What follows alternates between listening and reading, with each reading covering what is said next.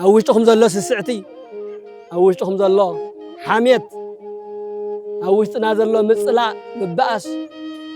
أنا يقدد نايد راح أنا بينك دبر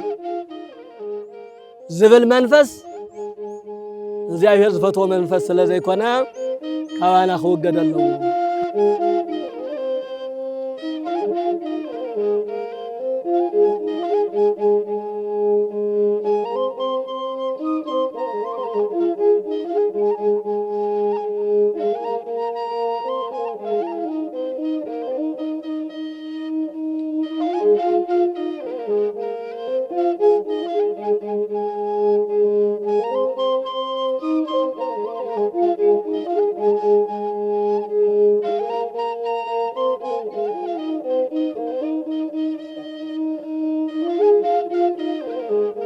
زي سمنا النهو زي كبرنا النهو نعبد الله يمنهو إدم كسحبنا زدلي بزحاتهم أقهي مسلكم أبا يدي نسخي أخي انت ودسوخ انت تصرف أخي نسخي أخي أبا انت تصرف أخي انت ودسوخ ياو نسخي هاي تغيرن سبب مسجنو زمسألك لو تقل صارفون زمسألك كسارة يلي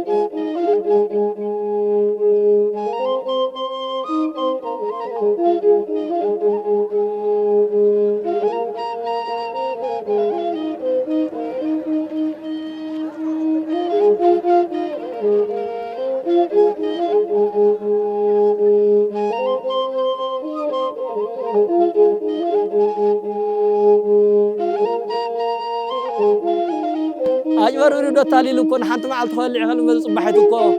اسكن مثالي انت يزبال وسنقنا غداين حساون نحدر انت يبن يفوكس يقلل فوكس مخان دمو فوكس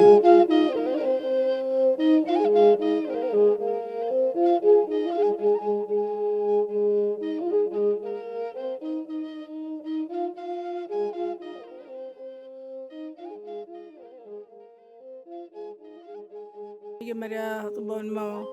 أنفس وادي على الأخرى سقومني أنا هزبني أنا سقومني أنا حومني أنا تسددني أنا إلى ثم محوارهم متحوارهم أملاك فتاري أو عبد ورقي يسحب لهم أملاك فتاري سخاتهم لا يخونيو لتهزبنا الكاتم تقاطعتكم لا أخاتهم لا عبد ورقي يسحب لكم أملاك فتاري لأخاتهم لعدميت عنا يهوكم أملاك لما يني لسومتهم تقاطعوا لكم من أسيل عدمي يهوكم لو ماري نا حدا قال تمتنا قلصم እግዚአብሔር ይحيال እንትና خمسة ዚልዋን ወረበታችን እግዚአብሔር ቅልጽም ናንተና እግዚአብሔር ክብረና ይሞት እንحنا ናብና እግዚአብሔር ቅልጽም ነው ደቅማቲ አው ናይ እግዚአብሔር ቅልጽም ይወዳና እግዚአብሔር ኸሪ ሃልና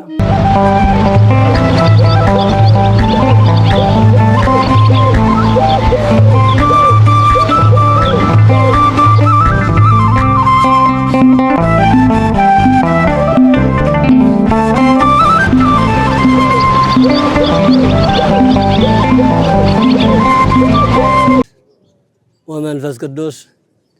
أحدو أملاك بقدس سلاسي زأمن وقت محاسن كهدك شيطان بقد مزاتي أمي قدس بيت كريستيان تي تسمي مريم سيون لعالم عالم أملاك سلام نقص سلام سلاماوي إياس كريستوس سلامو فورو حدنتو يلقسلنا قصة محراتو يملسلنا تواهد هيمانوتنا يسمعلنا حزبنا وقناتنا صادكمون صنعاتو تعقستو يعدلكم مواصو يفتر لكم سلام كوينو سلام تأوجو ننو عدهم تمليسكم سريعكم ترخبلو يوكم تصدقلو ناي سراحنا يفقرن زمن يعدلنا ونا زو سمايات نبل لعلو هلون قدمو هلون كاب قلب سغا كاب مغب سغا مغب نفسي قلب نفسي تصبو امه نيشتي قال እግዚአብሔር ከነጋገር ከነማሃሪና ነው ማዓንቲ መጽናሉ ዘለና ከምት ተገለጸ ተእኽሊ ከም ዘለ ኮይኑ ካፍቲ እኽልን ላዕሊ ግን ቲ ሐዋርያዊ ተልእኮና መንፈሳዊ አገልግሎትና ምስ እግዚአብሔር ንራኸበሉ ህይወት ስጋ ህይወት ነፍስ ንረኽበሉ ምስ እግዚአብሔር ንተዓረቀሉ ናይ እግዚአብሔር ቃል كنمهار بأنتون ينبر እተንእኽሊ ከምቲ ትማል ዝመፃ ሰዲድና ከፋፈልወን ተኸፋፈልወን ምባል ኣና ቀሊል ነይሩ ግን ካብቲ እኽሊ ንላዕሊ ክንመሃር ክንክእል ኣለና ይስምዓኩም ኣሎ ድዩ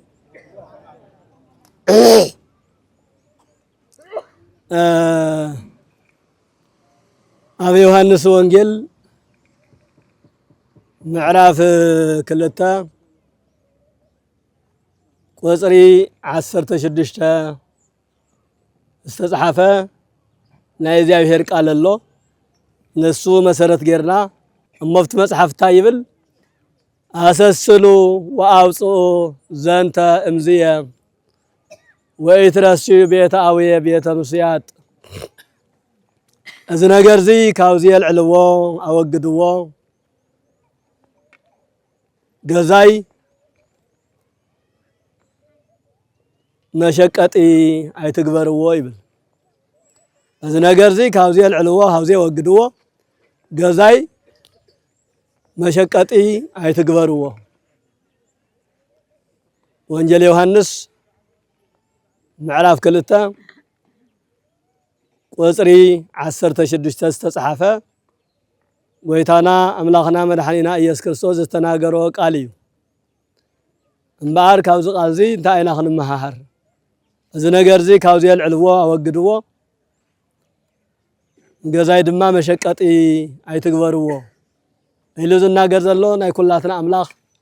ናይ ኩላትና ጎይታ ናይ ኩላትና መጋቢ ኢየሱስ ክርስቶስ እዩ ንምንታይ እዩ ከምዚ ተናጊሩ ካብዚ የልዕልዎ አወግድዎ ዝበሃል ዘለኸ እንታይ እዩ ገዛይ መሸቀጢ አይትግበርዎ ዝበሃል ዘለኸ እቲ ገዛ እግዚአብሔር ከመይ ዝበለ እዩ እንታይ እናተገበረ ስለ ዝጸንሐ እዩ እንታይ ሽግር ስለ ዝተፈጠረ እዩ እዚ ነገር እዚ ተናጊርዎ እንተልና ብክልተ መልክዕ ብክልተ ከፊልና ክሪኦ ኢና እቲ ሓደ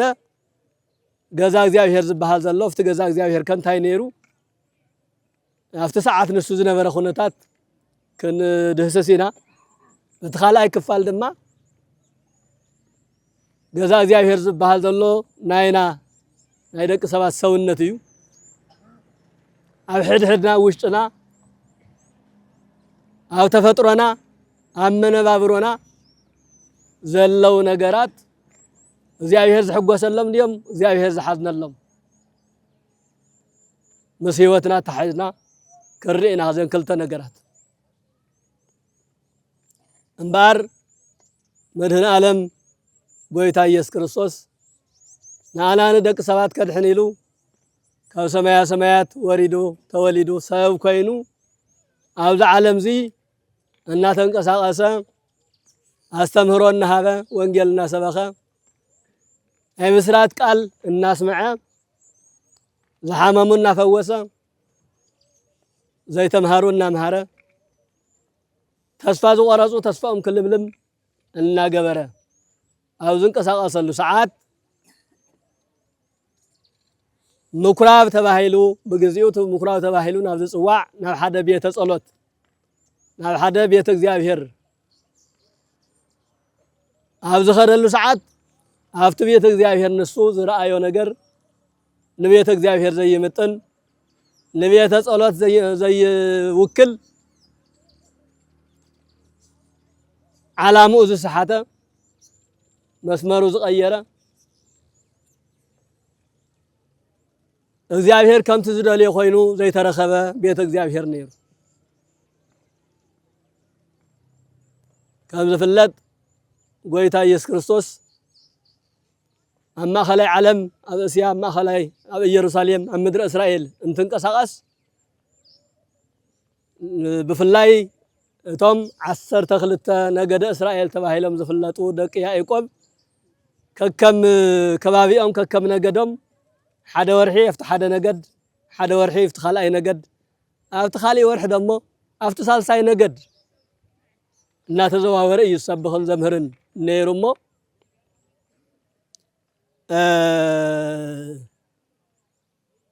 ኮታስ ሰብ ንምድሓንን ሰብ ንምምሃርን ስለ ዝመፀ ኣብ ናይ ሰብ ኩነታት ኣብ ኩሉ ይርከብ ነይሩ ኣብ ዳሓዘን ይርከብ ነይሩ ኣብ ዳሕሙማን ይርከብ ነይሩ ኣብ መርዓ ቤት እውን ይርከብ ነይሩ ኣብ ዝተረኸበሉ ኩነታት እውን ንኡ ዝምጥን ትምህርቲ የምህር ነይሩ ንኣብነት ዮሐንስ ወንጌል ምዕራፍ 11 ከም እንሪኦ ኣብ ሓዘን ቤት ተረኺቡ አልዓዛር ዝተባሃለ ሓደ ዓብይ ሰብ ኣብ ዝዓረፈሉ ሰዓት ማርያን ማርታን ዝተባሃላ ናይ አልዓዛር ኣሕዋት ሓወየ እናበላ እናበኸያ እናልቀሳ ኣብ ዝጨነቃሉ ሰዓት ኣይሁዳውያን ተኣኪቦም ኣብ ዳሓዘን ኮፍ ኢሎም እንተጽናዕንዑ ኣጀኹን እንትብሉ መድህነ ዓለም ጎይታ ኢየሱስ ክርስቶስ እውን ኣብቲ ዳሓዘን ንሱ ተረኺቡ ማርታ ማርያ ኣጀኹን ኣይትብከያ ኣይትሕዘና ሓውክን አልዓዛር ክለዓል እዩ ሞይተ ይተርፍን ኢሉ ከም ዘጽናዕንዕንን ትንሳኤ ስጋ እውን ተይቀረየ ከም ዘተሰአለንን ኣብ ዮሐንስ ወንጌል ምዕራፍ 11 ተጻሒፉ ንረክብ ስለዚ ጎይታ ኣብ ዳሓዘን ተረኺቡ ሕዙናን የጽናዕንዕ ነይሩ ዝሞቱ እውን የልዕል ነይሩ እንደገና በዮሐንስ ወንጌል ምዕራፍ 2 ተሪእና እውን ኣብ መርዓባ ኣብ ዳ መርዓ ኣብ ዳስ ተረኺቡ እውን ኣብ ቤተ ዶኪማስ ቃና ዘገሊላ ኣብ ዝተባሃለ መንደር ኣብ መርዓ ተረኺቡ እውን ናይቲ መርዓ ናይ ተሓጓስ ተሳታፉ እውን ከም ዝኾነ ነንብብን ንርዳእን ኣብ ማቴዎስ ወንጌል ምዕራፍ 8 ተሪእና ድማ ኣብ ዳሕሙማት እናኸደ ሕሙማት ይበጽሕን የድሕንን እውን ከም ዝነበረ ተጻሒፉ ኣሎ ስለዚ ጎይታ እግዚአብሔር ናብ ደቂ ሰባት እንትመጽእ ብኹለመናና እዩ ምሳና ዝንቀሳቀስ ካባና ዘይፍለ እንትንሓዝን እውን ሓዘንና ዘረጋግእ ዘጽናዕንዕ እንትንሕጎስ እውን ሓጎስና ዝካፈል እንትንሓምም እውን ሕማምና ዝጻወርን ዝፍውስን ኣምላክ እዩ ዘለና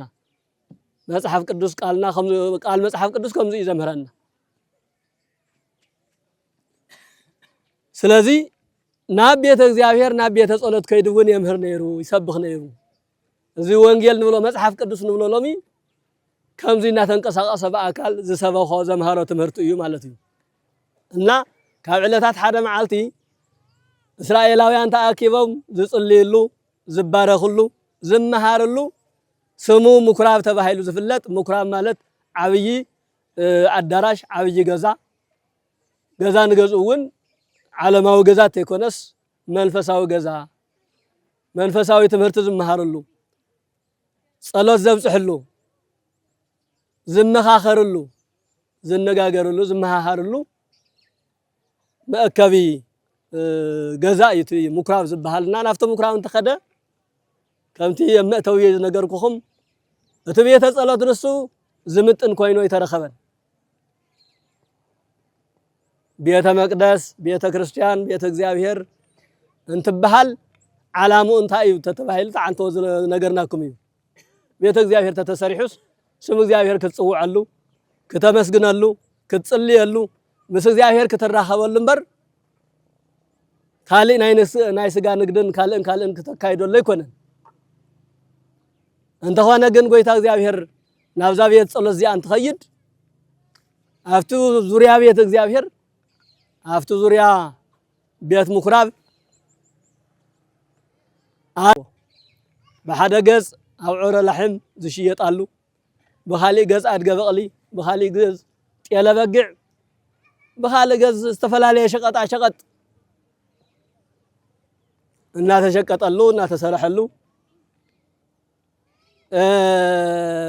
ኮታስ መንፈሳዊነቱ ገዲፉ ኣብ ስጋዊ ዕዳጋ ኣብ ሸቐጣ ሸቐጥ ኣድሂቡ ናይ ስጋ ሸቐጣ ሸቐጥ እናተሰረሐሉ ኮይኑ ረኺብዎ እዚ መሰረት እምበኣር ጎይታ እንታይ ኢሉ ኣሰስሉ ወአብጽኡ ዘንተ እምዝየ ወይትረስዩ ቤተ ኣውየ ቤተ ምስያጥ እዚ ነገር እዚ የልዕልዎ ኣወግድዎ ኣርሕቕዎ እዚ ገዛ ቤተ ጸሎት እዩ ቤተ እግዚአብሔር እዩ ቤተ እግዚአብሔር ቤተ ጸሎት ድማ መሸቀጢ ኣይትግበርዎ ክብል ያውም ብቃላት ጥራሕ ተይኮነስ ብጭጉራፍ እውን حلنقون زتحوسو الناقرفة تقطعو أبزو زوريا بيت እግዚአብሔር أبزو زوريا بيت مكراب زنبرة كله كل على غيره مالتي سلازي قويتا يسوس نزنا جرزي العلوة كابزير حقوة جزائيو زي جزائيو مشقة يتكبروه زبل قال تطعمو تكبراوي كايدو نكايدو اتا جزانسا صريتن نصهتن بيت እግዚአብሔርን ክትከውን ገይርዋ ማለት እዩ እዙይ ተሓደ ታሪኽ እዩ በዚህ መሰረት አብያተ ክርስቲያናትና ቤተ ጸሎትና ቤተ ክርስቲያንና መቃደስና እንታይ ይመስላ ኢልና እንተሪና ለሙ ተመሳሳለ ነገርና እንሪ ተመሳሳለ ነገርና እንሪ ውጡ ዘብል ለልዕሉ አርሐው ዘብል ጽቡቅ ዘይኮነ ነገር ንቤተ እግዚአብሔር ዘይገልጽ ምስሊ አቤተ እግዚአብሔራት አቤተ ክርስቲያናት በበኸባቢኡ ንሪኢና ትሪኡ እንዲኩም ሐቀይ بفلاي اتي حقاو زخونه صراحه يكوننا نقاوم زلنا لمثالي حنت بيت كريستيان تهنصا بيت كريستيان الله تبيت ጸሎት الله نا حدا وسن بيلو غزا تسريحو نوايا قدساتن كالن بحقاو ملكع زشيطلو ازينا يلمع سراحتي كاو وصاي زخونه سئلو مጭብርባርን متلالن زبزحو حقاو زيكونه سرعه زيبلو ناب عود مهرت كيقريه ان اتخاذ شيط زلوت ولا فتا عود مهرت ون زبحالو ነገራት كندي دقيقه كندي ساعات زاكل نسو كتونجل يوهب نخالي زوعل غزيخه كندي يخون كلاتنا نسمعون نريو النجر እዩ እዚህ እምባር ጎይታ እግዚአብሔር አልዕልዎ አርሐቅዎ ቤት የሰብ ቤተ ጸሎት ተሰማይሉ አማቴዎስ ወንጌል ምዕራፍ 21 ቁጥር 9 አካባቢ ጀሚሩን ገዛይ ናይ ጸሎት ገዛያ ናይ በረከት ገዛያ ናይ ፍቅር ገዛያ ናይ ሰላም ገዛያ አንተ ሙስተረሰይኩም ወባአት ተፈያቶ ሰረቅት ንሳትኩም ግን ናይ ለያው መንደር ገርኩም ወለኹም ተጠንቀቁ ይብል ክብራት እንደቅ እግዚአብሔር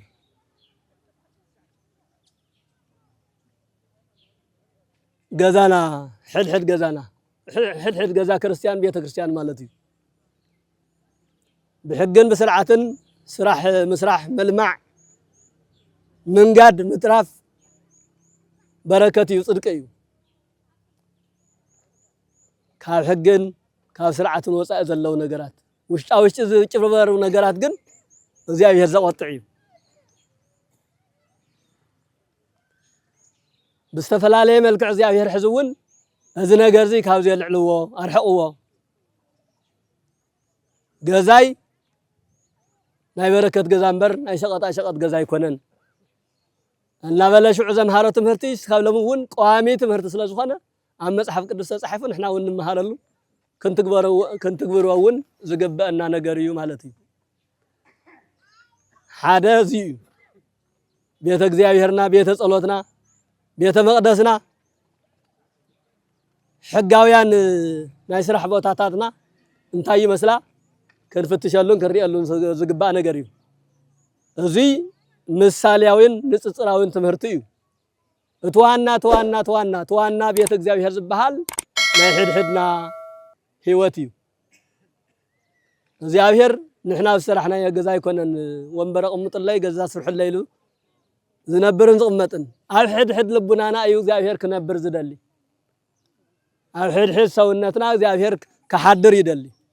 ሰብ محضر እግዚአብሔር ይባሉ ይተአምሩኑ ከመ አንቱም ታወቱ ለእግዚአብሔር ይብል ቅዱስ ጳውሎስ ንስኻትኩም محضر እግዚአብሔር መዃንኩም ይትፈልጡ እንዲኾም ይብል ንፈልጥና ሰብ በንጽህና በትዕግስቲ በቅንዕና ዝጓዓዝ እንድሕር ኮይኑ ኩሉ ሰብ محضر እግዚአብሔር እዩ እግዚአብሔር ኣብ ህሊናና ይሓድር እግዚአብሔር ብርእስና ይሐድር እግዚአብሔር ኣብ ውሽጥ ማንነትና ይሐድር ኣብ ውሽጥና ከሐድር ተኾይኑ እግዚአብሔር ግን እቱ ውሽጥና እቱ ሰውነትና እቱ ልቡናና ለእግዚአብሔር ንጹህ ገዛ ጌርና ተዘጋጅናል እዩ ለይብነት ኣብ ዝፍጽም ሰውነት እግዚአብሔር ከሐድር ይኽእልን ስስዐ ኣብ ዝመልኦ ሰውነት እግዚአብሔር ከሐድር ይኽእልን ምቀኝነት ተንኮል ኣብ ዘለዎ ሰብነት እግዚአብሔር ከሐድር ይኽእልን ንሰንሳትካ ምብላዕ ኣብ ዘለዎ ህይወት ውሽጢ እግዚአብሔር ከነብረ ይደልን ምትላልን ምጭብርባርን ኣብ ዝበዝሖ ህይወት ውሽጢ እግዚአብሔር ከሎ ይኽእል ካይተጠራጠሩ ንምንታይ ዲዩ እግዚአብሔር እንተፈጥርና አና እኮ ንጹሃን ገይሩ ይፈጥሩና ገና ህፃን ተወለድ እኮ ምንም ናይ ኃጢአት ምልክት እኮ ይብሉ ንጹህ ህፃን ኮይኑ ይዝፍጠር እናዓበና ለቢምና ሰው ኮይና ኣብ ዝበልናሉ ግዜ እናተጋገና ንኸይድ እናረኸስና ንኸይድ እናተሰሓሓትና ንኸይድ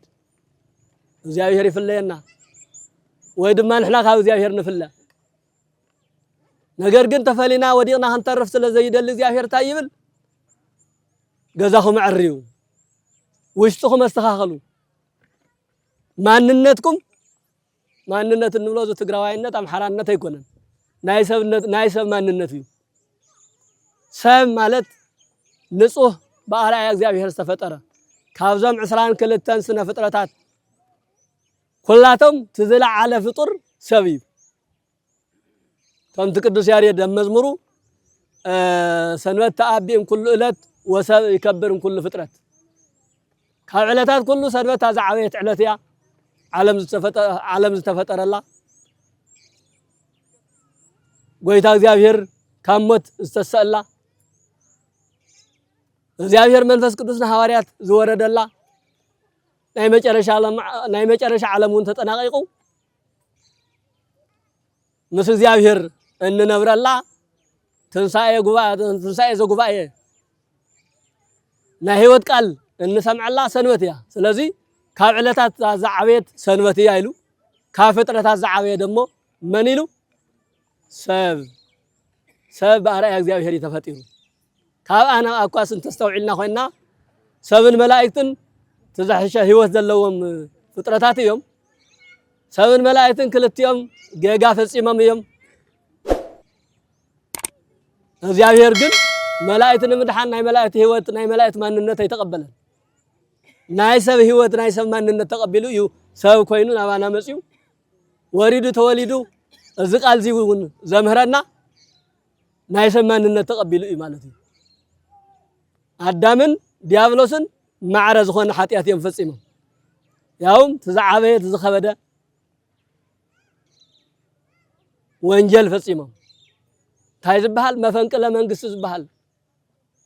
ዲያብሎስ ናይ እግዚአብሔር ስልጣን ክሕዝዩ አነ እግዚአብሔር አነ ፈጣሪ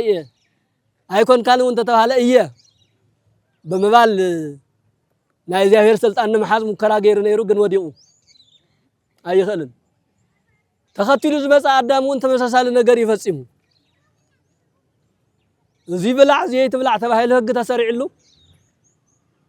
እቱ ብላዕ ተባሂለ ገዲፉ አይትብላዕ ተባሂለ ጸበለስ ዝበለዕሉ ምኽንያት እግዚአብሔር ክትከውን ኢኻ ናይ እግዚአብሔር ስልጣን ክትሕዝ ኢኻ ኣብ ርሑቕ ነብቀርባን ዘሎ በደንብ ክትርኢ ኢኻ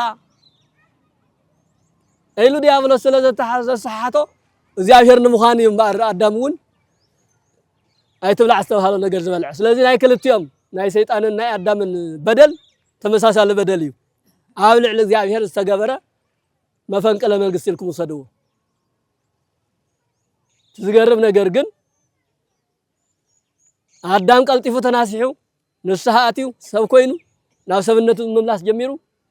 ሰይጣን ክናሳሓይ ካለን ወገሩ ተሪፉ ወገሩ ወዲቁ እግዚአብሔር ድማ ዞም ክልተ ዝተሰሓሓቱ አካላት ናይ መላእክት ህይወት ንምምላስ መልአክ ኮይኑ ይመጸን ናይ ሰብ ህይወት ንምድሓን ግን ሰብ ኮይኑ ናባና መጽዩ ማለት ነው ይረዳና ለዲ ወገናተይ ግልጽ ዲዩ ስለዚህ ናይና ሰብነት ናይና ህይወት እግዚአብሔር ካብ ሰማያት ናውዚ ዘምጽእ ህይወት ይዘለና ፍቅር ሰሃቦ ለወልደ ኃያል መንበሩ ወአውጽሖ እስከ ለሞት ከም ዝበሎ ባህርያቆስ እውን ናይ ሰባት ፍቅሪ ንእግዚአብሔር ወልድ ካብ ሰማያት ስሒቡ ናሞ ተብጽሕዎ ናይና ፍቅሪ ናይና ህይወት ኢየሱስ ክርስቶስ ክመውት ዝገበሮ ስለዚህ ህይወት እዚ ክበላሽ ይብሉን ዋጋ ዝተከፈለሉ ደም ዝተከፈለሉ ዋጋ ደም ህይወት ዝተከፈለሉ ሰብነት እዩ ሰብነትና እምባንስ እዩ ህይወትኩም ማንነትኩም ሰብነትኩም محدر እግዚአብሔር ዳአምበር محدر አጋንንት ክኸውን አይግቦን ኣብ ህይወትኩም ውስጥ ዘሎ ነገር እቲ ዘይጠቅም አወግድዎ አርሕዎ አውሽጥኩም ዘሎ ስስዕቲ አውሽጥኩም ዘሎ ሓሜት አውሽጥና ዘሎ ምጽላእ ምባአስ አነ ይገድድ ናይ ጥራሕ አነ በይነይ ክነብር ዝብል መንፈስ እግዚአብሔር ዝፈትዎ መንፈስ ስለዘይኮነ ካባና ክውገድ ኣለዎ ካባና ክርሕቕ ኣለዎ ግልጽ ድዩ እምባር ገዛኹም መንጽሁ ይዝብለና ዘሎ እግዚአብሔር ገዛኹም መንጽሁ ገዛኹም ቀድሱ ማለት ልብናኹም መንጽሁ ኣብ ትንቢተ ኢሳይያስ ምዕራፍ 29 ተሪኢኹም ንነብዩ ንንጉስ ሕዝቅያስ ዝተነገረ ቃል ኣሎ ስራ ቤተከ ትመውት ወይትድህን ክትሞት ኢኻ እምበር ብህይወተይ ትነብርን እሞ ገዛኻ ኣስተኻኽል ዝብል ቃል ተነጊርዎ ንሕዝቅያስ ገዛኻ ኣስተኻኽል ሕዚ ገዛ ንብሎ ዘለና እዚ ብብሉኬትን ካልእን ተሰርሐ ኳና ኣይኮነን ገዛ ዝበሃል ዘሎ ሰብነትና እዩ ልቡናና እዩ ንጽህናና እዩ ህይወትና እዩ ገዛ ዝበሃል ዘሎ እንታይ ኢልዎ ቃል ብቃል ንንጉስ ሕዝቅያስ ስራ ቤተከ ትመውትሂ ወይ ትድህን ገዛኻ ስራሕ ገዛኻ አስተኻኽል ማለት አካይዳኻ አነጋገራኻ አተሐሳስባኻ አመለኻኽታትካ ሰብነትካ አስተኻኽል ሰብ ኮይንካ ቅጽል ካብ ሰብነት ኣይትውጻእ እንታይ ዲ ገይሮ ሕዝቅያስ መሲልኩም እንዳም ድሕሪ ዳዊት ዝነገሱ ነገስታት እስራኤል እቲ ዝሕሸ ንዳዊት ዝመስል ዝነበረ ሕዝቅያስ እዩ ናይ ባዕሉ እውን ጸሎት ሕዝቅያስ ነብይ ዝብል ናይ ባዕሉ ጸሎት እውን ዘለዎ መጽሐፍ ቅዱስ እውን ዝተመዝገበ ታሪክ ዘለዎ እዩ ግን ከበለታት ሓደ መዓልቲ ተጋጊ ዝኾኑ ተንኮለኛታት ሰባት መጽኦም ስልጣን ዝደልዩ ገንዘብ ዝደልዩ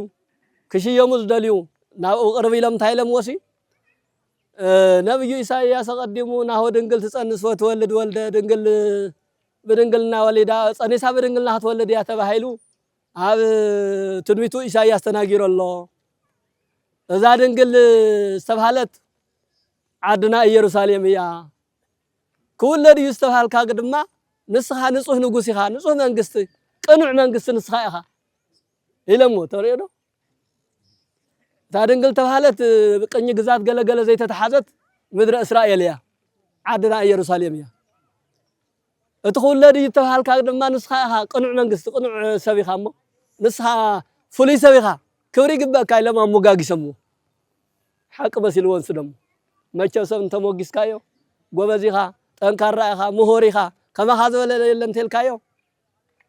ወዲያው ይዕጽፍ ዝብል ወዳሴ ከንቱ ዝበሃል ሓያል ንብዙሓት ዘውደቀ እዩ ንባዕላኒ ሄዋን ዘውደቃ እንታይ ኢልዋ ሰይጣን ከይዱ ከማኻ ዝበለ የለን ኮ ኢልዋ እንዲያውም ኣዳም ገለገለ ሆነ ብልዕሌ ይኸውን ኣሎ ንስኺ ኮ ንግስተ ሰማያት ወምድር ባሃቺ ኦ ሄዋን ንግስተ ሰማያት ወምድር ናይ ሰማይን ናይ ምድር ንግስቲ ኢኺ ኢልዋ ሓቂ መሲልዋ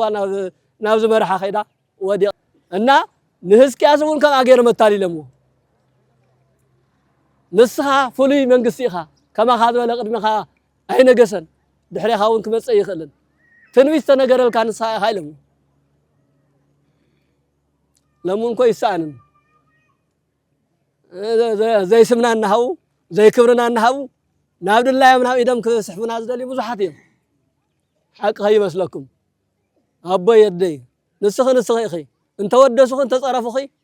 نسخ أخي أبا أنت تصرف أخي أنت ودسخ يا ونسخ هاي تغيرن سبب مسجنو زمس الكالوت يلن صارفون زمس الكا كسارة يلن سب أنا مخانة يا كأمنن كرد أنزلني هزك أسجن بزي أتتاليل مبارو أنا أيام باريلو ياو فليسة بيا نمال زجبرن زي جبرن مقبار جميل ودياو قلنا إخبار قال بنبي إسحاق سبيل مسيح تموت مبريت دحني نهامو جزا خاستخاخل يلو جزا خاستخاخل زغال زي أنا بي إسحاق مس نجرود ما ودياو حمام مسيح أتي إسرائيلن خبابين بدن بزجزن كما خيالن استبها لهزكاس حيمو ثلاثة معالتن ثلاثة ليتن حيا الحمام حيمو ذا حمام زي أجنتا يمسيوا زي ما ننتو زي ناتو ناتيلو مقبالو وجناتي زي ناينا أي ناينا زي ملكتنا أي ملكتنا بزخنا نجر كنت تعلل أي جبنا كن موت انتلينا ونموت كابج وربيرنا زي بحالنا نبلع نجر حاكنا حزنا ممات تزحش أيو أيكون عندي من أجبر وريدو تالي لو كون حنت معلت خالي خلوا ما صبحتو كو اسكن مثالي انت هاي بحال سنقن نجداين سنقن تايني حسوا أو سنقن نجداين حسون نحدرن تايبن يفوكس يقلل فوكس مخان دم فوكسي ميزان زدفع يصاب ميزان زدفع خون الله باب معالتو نا تجمجمه باب معالتو نا توارد زنبر سب انتاي نورو موت بايحش قنعنا كان حق كان حس كموت يحش እና ስራ ገዛኻ ስራ ገዛኻ አስተኻኽል ገዛን ትበሃል ዝው አንተ ወዝበልኩም ገዛኻ ይመስለኩም እዩ እዚ ምሳሌያዊ ያስተምሮ ዘምጸልኩም ዘለኹም ህይወትናሲ ገዛ እግዚአብሔር እዩ እግዚአብሔር ብልቡናና ይዝሐድር አብ መንፈስና ህይወትና ይዝሐድር ናይና ቅንዕና ናይና ቅድስና ናይና ቅኑዕ መንገዲ እዩ እግዚአብሔር ደስ ዘብሎ ናይና ሃፍቲ ናይና ንብረት ናይና ጉልበት አይኮነን ወይ ናይና ሊቅነት ወይ ናይና ተናጋሪነት እግዚአብሔር ይحጉሶን እግዚአብሔር ዝحጉሶ ናይና ህይወት ውሽጣዊ ህይወት እዩ ስለዚህ ውሽጣዊ ህይወትና ማንነትና ዘጥፍ ህይወትና ዘበላሹ እግዚአብሔር ዘቀይም ከይኸውን በደንብ ከነስተውዕል ከነስተኻኽል ይግባና ዝሕሱ ሰብ እንተልዩ ካብ ለማዓንቲ ጀሚሩ ሓሶት ይግደፍ አየዋጾን ዝመናቀ ዝተናኸል ተልዩን አየዋጾን ይግደፍ እዚዩ አሰስሉ አውጹ ዘንተ እምዚየ እዚ ነገር እዚ ካብ ልቡና ክመርሕቁ ይዙ ዘሎ ቃል አምላክ ኣብ ዝሙት ኣብ ብዕልግና ዝተዋፈረ ሰብ እንተልዩን يرحق يا أخلني يبل نسهايته يملس انت تنسيه انت تملسو محدر እግዚአብሔር ይኸውን እግዚአብሔር መስኡት ተኾይኑ እግዚአብሔር መሳይት ተኾይኑ ደማ ኩሉ ነገር ቅንዕ ዝኸውን ወገናተይ ንሕና እኮ እግዚአብሔር ኮርሒቁና ይፈልጥን ንሕና ኮይና ብዙም ነገር አዚያቶም ካብ እግዚአብሔር ንርሕቅ ካብ ቃለ መጽሐፍት ንጽሕቅ ካብ ስርዓተ ቤተ ክርስቲያን ንወጽእ ካብ ቁርባን ካብ ስግዳን ንርሕቅ አጋንንት ይጻወቱልና ሰንሳትና ንባላዕ ንሰንሳትና ንናኸስ ንሰንሳትና ንናቆር ረኺብና ወነይ ንጸግብን ተኸዲና ወነይ ንመውቕን ሃልዩና ወን ጽቡቕ መለባብሮ ክንነብር ይንኽእል ንምንታይ ውሽጥና እንድሕር ዘይጸሪ ስለዚ ውሽጥና ነጽሪ ውሽጡ ዘይጸረየ ንስሓ ዘይኣተወ እንተልዩ ንጽባሕ እንድሕር ጽባሕ ይበል ስራ ቤተከ ትመውት ወይ ትድህን እዩ ገዛኻ አስተኻኽል ትመውት እምበር ከምዝልካ ይትነብርን እዩ ዝብል ዘሎ ቃለ መጽሐፍት እሞ ናይ ለማዓንቲ ጥቅልል ትምህርትና ቤተ ጸሎትና ወን ቤተ ጸሎት ክመስል ኣለዎ ቤተ ክርስቲያንና ቤተ ክርስቲያን ክመስል ኣለዎ ናይ ሸቀጣ መቀጥን ናይ ካልእን መአከቢ ናይ ለያቡን ናይ ሸፋቱን መአከብ ክኸውን የብሉን بعابي دمو ሰውነትና ናይ እግዚአብሔር ምሕደሪ ክኸውን ይግባኦ ዝብል እዩ ያስተምረና መቸም ከምቲ ቀደም በስጋ ተወሊዱ በስጋ ወሪዱ በስጋ ኮይኑ እንትንቀሳቀስ ጅራፍ ጭጉራፍ ሒዙ ምግራፍን ውፃ ምባልን እንተ ዘጅምር ጎይታና አምላኽና መድኃኒትና ኢየሱስ ክርስቶስ አብዛ ገዛ መን ከተርፍ ነይሩ መን ከተርፍ አነ ነፃየ ከተርፍ ይኽእል የዝብል ይህሉ ዶብዚ ካብ ገጽዓት ነፃየ ከምልጥ ይኽእል የዝብል ይህሉ ዶ ካፍቲ ጅራፉ ካፍቲ መዓቱ ዳ ይሰውረና እምበር እቲ መከራ ንሱ እቲ መዓት ንሱ ተተላዒሉ ኩላትና ጎዳና ሓደሪና ንኸውን ሰባኺ እየ ዝብል ቀዳሲ እየ ዝብል ሽማግለ እየ ዝብል ቆራቢ ሰጋዲ እየ ዝብል ተይቀረየ ከም ሓጢአትና ስለዘይኸይድ ከም ምሕረቱ ስለዝሕልወና እምበር ናይ መዓት ጭጉራፍ አልዒሉ ምግራፍ ተጀሚሩ ኩላትና ተጠየቅቲ ኢና ቆላትና ኣብ ቀልቀል ኢና ዘለና ስለዚ ያእኽለና ነስተኻኸል ደቀይ ደቅ እግዚአብሔር ካብዚ ላዕሊ እግዚአብሔር ከመይ ገይሩ ቀጽዐና ኩሉ ኣብዚ ሜዳ እዚ ወዲቕና ዘለና ኣብዚ ህይወት እዚ ወዲቕና ዘለና ናይ ሰብ ኢድ እናማዕደና ትመጽእ ዶ ትተርፍ ለምስ በሊዕ ኣለኹ ጽባሕኸ እንብል ዘለና ኣብዚ መነባበሮ እዚ ኮይና ድማ ስንቂ ነብስና እንተ ዘይሒዝና ናብ ቤተ ክርስቲያንና እንተ ዘይኣቲና እንተ ዘይጾምና እንተ ዘይጸሊና ንስሓ እንተ ዘይኣቲና ናይ እግዚአብሔር መዓት ናይ እግዚአብሔር ጭጉራፍ ሕዝውን ተዘርጊሑ እዩ ዝኒሆ መከራና እናበዝሐ እናወሰኸ እምበር እናቐነሰ ኣይኮነን እቲ ዝሕዝን ድማ ብዙ ልክዕ እውን ክንመሃር እውን ኣይከኣልናን ዝኹሉ ነገር ወሪዱና እውን ሕዚ እውን እንተኾነ ብዝተፈላለየ መልክዕ ንተሓማመ ብዝተፈላለየ መልክዕ ንናኸስ ንበኣስ ክንሰምዖ ዘይንደሊ ነገር ንሰምዕ ንፃረፍ ቀታሊ ዘይሰኣና ንሰሳትና ንቃተል ክንደይ ጉድ እሞ ክንደይ መዓት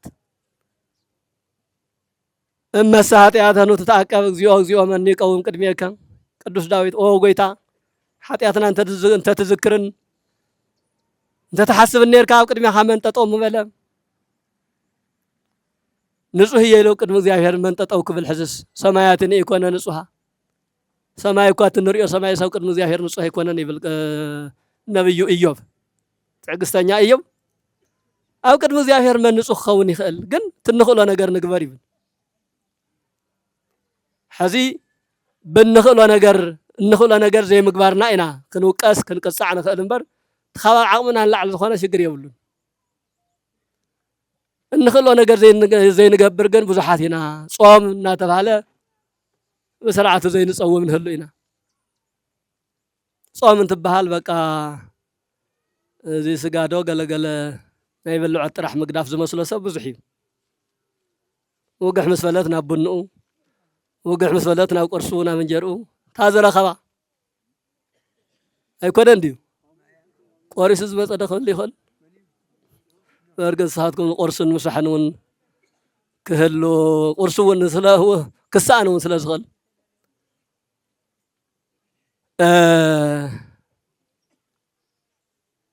ከምኡ ኣይኮነን ፍላይ ጾም እንትበሃል ካብ ዝብላዕ ስተ ጥራሕ ከይመስለኩም ከምቲ ቅዱስ ያሬድ የጾም ዓይን የጾም ልሳን እዝንኔ የጾም እምሰሚዐ ህሶም በተፋቅሮ ዓይን ይጾም ልሳን ይጾም እዝኒ ይጾም ይብል ጾም ትበሃል መብልዕ ዝብላዕ ስተ ጥራሕ ከይመስለኩም እንዲያው ትዝዓበየ ጾም አንደበት ክጸውም ኣለዎ ሕማቕ ነገር ካብ ምንጋር ዘቐይም ነገር ሓውካ ዘቐይም ሓፍትኻ ዘቐይም ናይ ሰውነት ዓጽሚ ሰብር አንደበት ኮን እዩ ዓጽምኻ ሰብር ዘርን ካልእ እናቆፀረ አንታ ገለ አንታ ሳኮን ስኽኮ ብምባል ጥዑም ዘረባ ዘይተሰኣነስ ሕማቕ ዘረባ ጥራሕ ዘዛረብ ዘይተዓደለ አንደበት ኣሎ እምበኣር ካብኡ ይጾም ልሳን ይብል እዝኒ ይጾም እምሰሚዓ ህሱም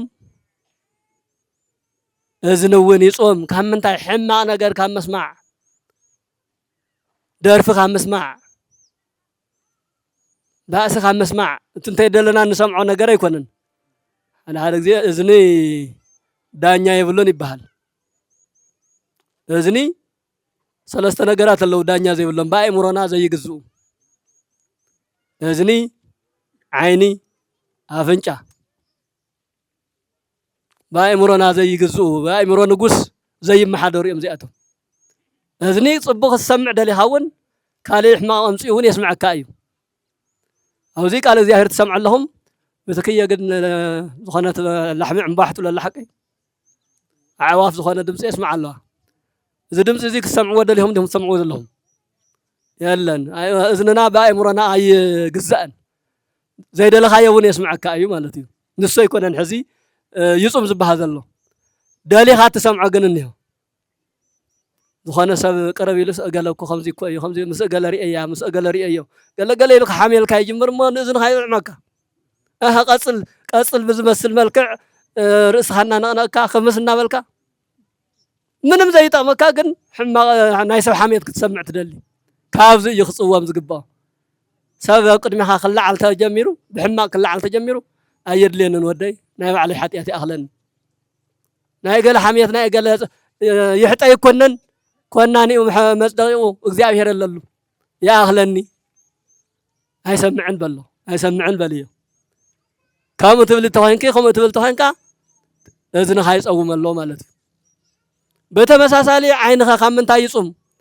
ክሪኦ ካብ ዘይግባእ ነገር ብፍላይ መናእሰይ ኣከባቢ ፊልም ዶ እንታይ ዶ ዝበሃሉ ነገራት ናይ ዝሙትን ናይ ካልእን ቀስቀስ ዝኾኑ ኣለዉ እዚኣቶም ካብ ምርኣይ ምዕቃብ እግሪ እውን ይጹም ናብ ቤተ ጣዖት ናብ ቤተ ስርቆት ካብ ምኻድ ይጹም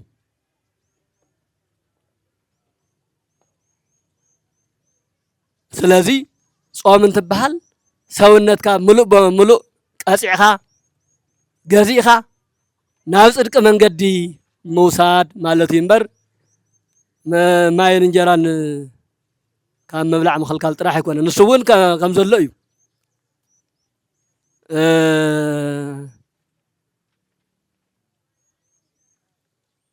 ሕዚ ስለ ጾም ዘምህሩና ዘለው እንታይ ዝብላዕ ረኺብና ኢና ክትብሉ ትኽእሉ ኢኹም ትብሉ ዶ ትኾኑ ብታ ትኽእልዋ ጽሙ ወግሕ ምስ በለታ ዝረኸብኩም ማይ ትብልዑ ዋላ ሕልብ እናበለ ውሽጥኹም ኣይ ስለ ነብሰ ይባ ንእሽቶ ይባ ክጸውም እሻብ 10 ሰዓት እኳ ተዘይከኣልኩም ግን ክሻብታ ትኽእልዋ እቲ መጽሓፍ ቅዱሳዊ ቃል ትዝነኣሰ እስካብ 9 ሰዓት እንድዩ ዓቕሚ ዘለዎ እስካብ 11 ሰዓት ይጸውም ዓቕሚ ዘለዎ ሓደ መዓልቲ በሊዑ ሓደ መዓልቲ ጸይሙ ኣብ መበል ሳልሳይ ይበልዕ እቶም ዓበይቲ ወለድና ደሞ እስካብ 3 መዓልቲ እውን ጸሞም ይቕንዩ ንሕና ግን ንሱ እኳ እንተዘይከኣልና እስካብ 9 ሰዓት ንጸውም ካብኡን ታሕቲ ዘሎ መቸስ ክንድዙ ኢለ ኣነ መፍትሒ ክህብ ኣይመጻኹን ግን ተኒእሱ ክሻብ ትኽእልዎ ጽሙ ምጻም ማለት እናጠመየካ ምግዳፍ እዩ እናጠመየካ ወኣነ ክሻብ ዝጠመየኒ እምበር ገለ ዝበሃል እውን ኣሎ ክሻብታ ትኽእል ኣጹም ክንዲ ትኽእልዎ እውን ጸልዩ ክንዲ ትኽእልዎ እውን መጽውቱ ምጽዋት እውን ሃፍታም ጥራሕ ከይመስለኩም ዝምጽውት ድኻ እውን ብዓቕሙ ይምጽውት እዩ ኣይኮነን ድዩ እወ ናይ ክልተ መዓልቲ ዘለዎ ናይታ ሓንቲ መዓልቲ ቀኒሱ መሃብ ይኽእል እዩ ከምዚ ረድኤት ድዩ ገለ እንትመጽእ እውን ኣይ ኣነ ትማሊ ተቐቢለ ኣለኹ እገለ ዘይተቐበለኒ እዩ ካባይ እገለ ይገድድ ካብ እገለ ኣነ ይሕሽ ናይ ሓደ ሰሙን ቀለበላትኒ እገለ ግን ኣብ ኣልጋ እያ እኒሃ ኣብ ኣልጋ እዩ እኒሁ ዝገደደ እገለ እዩ ኢልካ ታናይካ ራሽን ሕሊፍካ መሃቡ ምጽዋት እያ ጽድቂ እያ ከምዚ ተኾይኑ እዩ ውሽጥና ንጹህ ዝኸውን እግዚአብሔር ዝሓድሮ እግዚአብሔር ምሳና ዝኸውን እግዚአብሔር ምሳና እንተኾይኑ ደሞ ማንም ከዕንቅፈና ይኽእልን ኩሉ ነገር ብሓደ መዓልቲ ክስተኻኸል ዝኽእል ነገር እኮ እዩ መከራና ዝበዝሕ ዘሎ ዓመታት ዘቁጥር ዘሎ እኮ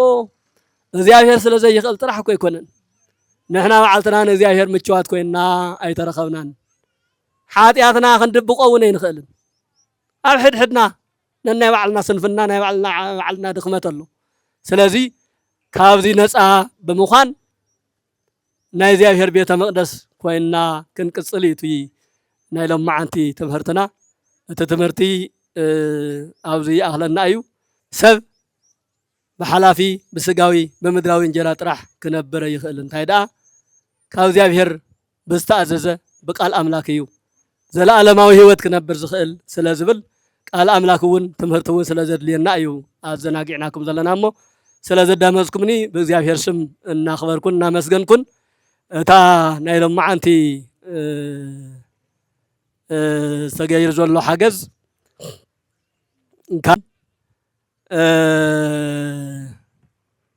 ኣብ ደገ ዘለው ህዝብና ለይቲ ምስ ቀትሪ ንኣና ይፅዕሩ ንኣና ይደኽሙ ከክንዳና ይበኽዩ ከክንዳና ይሓሙ ዝነብርዎ ዘለው መነባብሮ ካብቲ ንሕና ንነብሮ ዘለና መነባብሮ ዝኸፈ እዩ ምናልባት ጻዕዳ ተኸዲኖም ዝሕሸ ክዳን ተኸዲኖም ገለገለ እንትረኣዩ ጽቡቓት ይመስሉ ውሽጦም ሕሩራት ብዝተፈላለየ ሕማማት ዝተጠቕዑ ወለድና ኣዴታትና ደቅና ብፍላይ ኣብ ስዑድ ዓረብ ከባቢ ዝነብራ ደቅና ዘለቕኻልና ገንዘብ ዘይንሳተን ኮይነን ዘይመስልኦ መሲለን እዩ ገለገሊአን ተለቂሐን እውን ዝልእኻ ኣለዋ ኣይገርመኩም ተለቂሐን ዝልእኻ ኣለዋ በቃ ዘሎ ኩነታት በብ መልክዑ በብ ኩነታቱ ብዝተገለጸ ቁፅሪ በቃ ይትረፈና እቲ ስደት ንፈልጦ ኢና እቲ መከራ ንፈልጦ ኢና እቲ ጥሜት ንፈልጦ ኢና ህዝብና ይሃልቕ ኣሎ ወገንና ይሃልቕ ኣሎ ይትረፈና ኢሎም እዮም ዝሰድዎ እምበር ብዙሕ ረኺቦም እውን ከይመስለኩም ንሓሙሽተ ንሽዱሽተ ዓመታት እውን ከምኡ እናገበሩ እዮም ብፍላይ ተጋሩን ኤርትራውያንን ክኢሎምና ዘለው እሞ ነዞም ወገናትና ብሓፈሻ እግዚአብሔር ይሃበልና እግዚአብሔር ይኽብረልና ዝወሃብ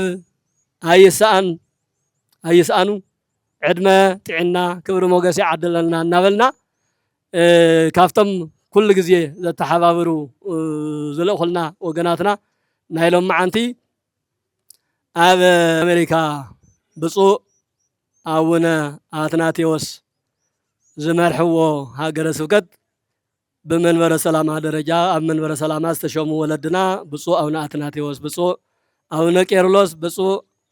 ኣቡነ ኤፍሬም ብፁእ ኣቡነ ማርቆስ ኣርባዕተ ቦታት ናይ ደገ ቤተ ክርስቲያን ኣብ ደገ ዘሎ ህዝበ ክርስቲያን ዝሕልዎ ቦታት ኣለውና እዞም ቦታ እዚኣቶም በብሃገረ ስብከቶም ዘሎ ምእመናን እናተሓባበሩ በብግዚኡ እናለኣኹ ኢና ንንቀሳቐስ ዘለና ኩላቶም ናብ መንበረ ሰላማ ኦርቶዶክስ ተዋህዶ ቤተክርስቲያን ትግራይ ዝረኸብዎ ነገር እናሰደዱ እዚ ሓገዚ ብመንበረ ሰላማ ተማእኺሉ ዝግበር ዘሎ ሓገዝ እዩ እንተናይሎም ግን ብፁእ ኣቡነ ኣትናቴዎስ ዘመሓደርዎ ሃገረ ስብከት መካነ ህይወት መድኃኔ ዓለም ካቴድራል ቤተክርስቲያን ድሲ ዝበሃል ከተማ ውሽጢ ዝነብሩ ምእመናን 2.928 ገንዘብ ተላኢኹ ካብቲ ተላእኸ ንሱ ንሎማዓንቲ ኣብ ክልተ ቦታ ኣብዚ ኣብ ሕንፃፅ ሕዚ ንርከበሉ ዘለና ካብዚ ቀፂልና ደሞ ሰዓት 6 ክነረክብ ኢና ኣብ ሽረ ከባቢ ማይ ድሙ ዝበሃል ካብ ዳባጉና ካብ ጸለምትን ካብ ዝተፈላለየ ቦታ ተፈናቂሎም ተዓቂቦም ዝርከቡ ኣለው ንክልቲኣቶም መምኢቲ ኩንታል ጻዕዳ ጣፍ ንጹህ ጽሩይ ጻዕዳ ጣፍ እስካብ መሳፈሪኡን እስካብ ግዛዕ ምዝዑን 1.4 1.4 2.8 ኣከባቢ ዝወድአ እኽሊ ጻዕዳ ጣፍ እዩ መፅኡ ዘሎ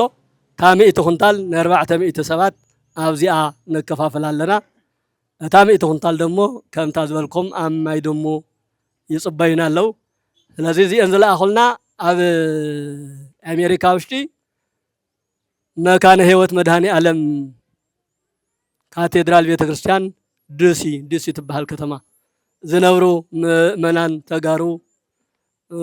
ኤርትራውያን እውን ሓዊሱ ዝተረኸበ ገንዘብ ኢና ሎም ማዓንቲ ሒዝናልኩም መፂና እሞ ነዚኣቶም ብቃል እውን ከተመስግኑልና ብሓሳብ እውን ብጸሎት እግዚአብሔር ይሃበልና ክትብሉ ሓደራ እናበልና እቲ ናይ ኣስተምህሮናን ተኹነታታትና ነውዚ ንውድእ ኣለና እታ ሓንቲ ኩንታል 100 ኪሎ እያ ተመዚና ካብ ዓዲ ኦሮሞ እያ መፅያን ቀጥታ ኣብዚኣ ተራጊፋ ስለዚ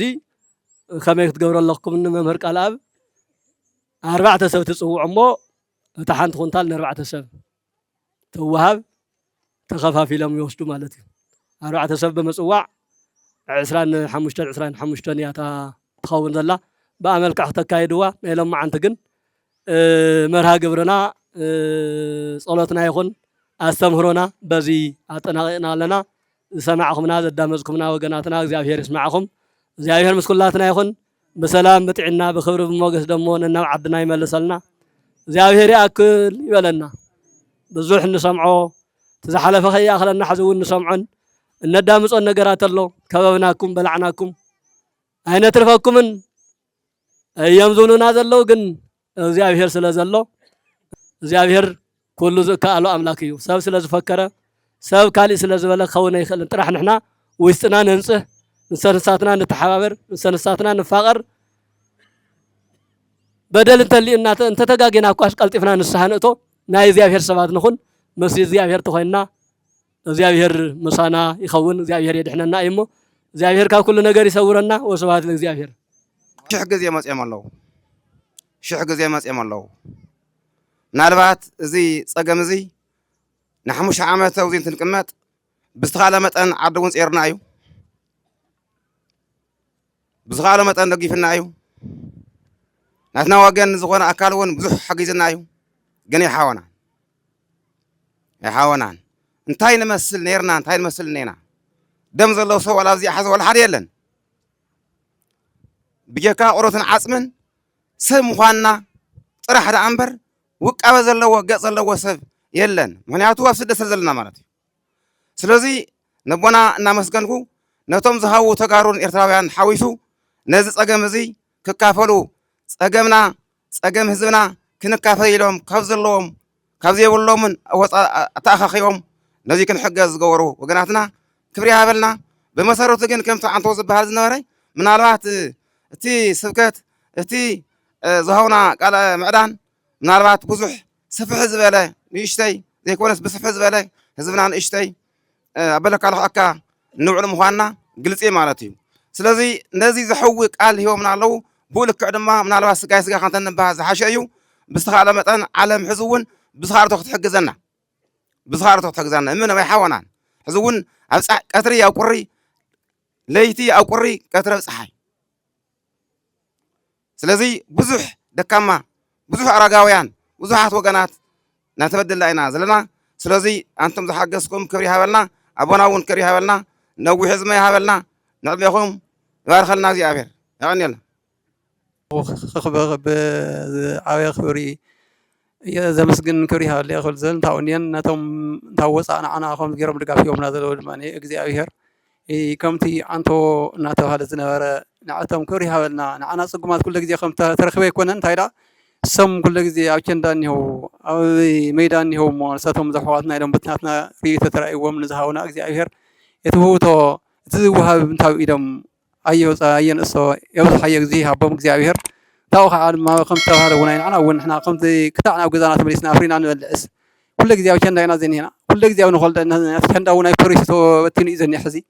كان داولنا نفريسي يبقى يلا كان داس حي بنبني لي خير زين يحزون نخالته متحاورهم عيد قاف قولنا أنا أتحاسب كل زدي تراعي زلهم عيد قاف قبرنا كحزون مشرس زخرم جزاء ولا حيونا ينحصل كل جزاء ولا نزين هنا جزاء مالتي يلا نك أخوينا أنت قلتنا زين يا كاس كم زي عيد زين تنزلوا فريسان تبتين بدقودني هون عليهم دنارا كنداس فريسان ينمون سدقاف قبرنا إن عندني كلا يون أنت تزبهالون يلا أنت تزبهال زقرة أنت تيولنا نوزي بقى كلنا يسوي جمريتيان هي نفسها بقى يقولنا بقى من ددي أسكسنا نول على تزوها نزل أخلص أسكسنا نول على الجوني يقولنا ما تماشي يعني قلنا بدي أنت خدنا وأنت مدرس بدي أنت قلنا وأنت مدرس بقى يعني الناس نزل زيون حاولت أقبلنا نيجي مرات ساعد لنا يعني مرات ما تتقبلنا ولا إذا أول حاولت أقبلنا إذا حاسب كذا ما أدري مو بتاع ممكن كوري هذا نزيد قاف زمس أخو محواتون نزيد زمس أخو زين يومكم تحاورون أملاك حيد موي هاكم جزائر حيد هاكم زين مسكنا إذا لأني بس زين يتبحر ما دقاف ندق لنا نودلنا إحنا ما يسمعنا جزائر كم تتوالد ون جزائر إحنا لنا قلنا حدنا نخسر لو ما دي نحد أنت مثلنا قلت سمك جزائر يحيى أنتنا خمسة ديوان وربتاكين جزائر كل سمنا أنتنا جزائر كم حرنا يمون إحنا ناوي جزائر كل سمنا ورق ماتي أو جزائر كل سمنا ورقنا جزائر خوري هذا يورس الله شحوس بحال بعخير حمرة أنا لوجن نيك على أساس تفريق كل حجي متنا يفلتن ثمانية وابرة في ذلنا على خاني كل حجي طبق وتنرنا قلوب بمتردين قلوب فينا كذا عند عمود إننا نولعنا زي إنسان مثل عجين سيد ربيع كلام لكن عم الناس قاعد حجينا ورحنا حلينا لنا سقاف حجي كنت ذهب كنا حجي اسمنا بدر الاسم لنا حجي هو هذا كنا بندل على آخر مقصنا هاو كنا حاطين عندنا آخر ذهبنا وكنا